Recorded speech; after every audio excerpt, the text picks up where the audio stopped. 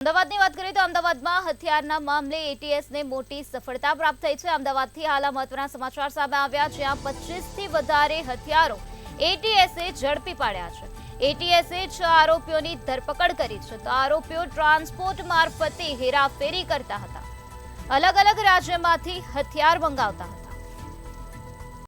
તો હથિયાર મામલે એટીએસને મોટી સફળતા પ્રાપ્ત થઈ છે, જ્યાં 25થી વધારે હથિયારો એટીએસે ઝડપી પાડ્યા છે અને આ સાથે 6 આરોપીઓની ધરપકડ કરી લેવામાં આવી છે।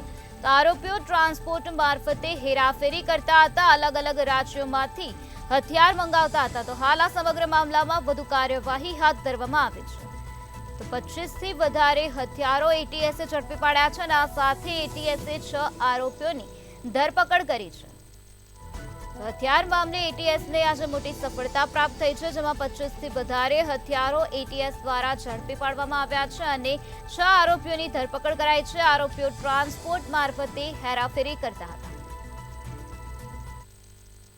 સર, હથિયારનો કેસ કરવામાં આવ્યો છે। ટોટલ કેટલા હથિયાર છે? આરોપીઓ ક્યાંથી લાવતા હતા અને આખી લિંક શું છે આ લોકોની અને કોણે વેચતા હતા?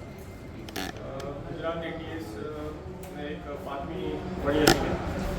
શિવમ નામનો વ્યક્તિ જે છેલ્લા 3 વર્ષથી ખંભાળિયા એમપીથી ખંભાળિયા સુધી ટ્રાવેલ્સ ચલાવતો હોય, તે છેલ્લા 3 માસમાં ગુજરાત ખાતે ટ્રાવેલ્સમાં આવી જે વ્યક્તિઓ તેનો સંપર્ક કરતા હતા તે વ્યક્તિઓને તે એક બે કરીને નાના જથ્થાઓમાં એ હથિયાર પહોંચાડતો હતો।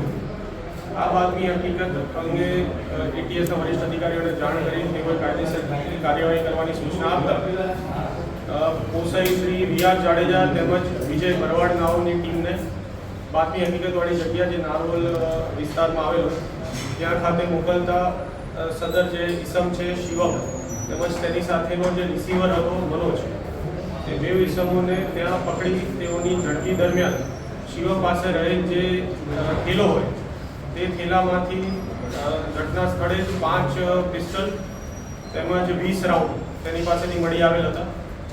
ત્યારબાદ તેઓને બેઉને લાવી ગુજરાત એટીએસ ખાતે ગુનો રજીસ્ટર કરી તેઓની વિગતવારની પૂછપરછ દરમિયાન તપાસ કરનાર પીએસઆઈ શ્રી ગચ્ચર તેમજ રિયાઝ જાડેજા અને વિજય ભરવાડ નાઓ દ્વારા થરો ઇન્ટ્રોગેશન કરતા જાણવા મળેલ કે હજી અન્ય 20 જેટલા હથિયારો શિવમે ગુજરાતમાં છેલ્લા 3 માસમાં આપેલ હતા।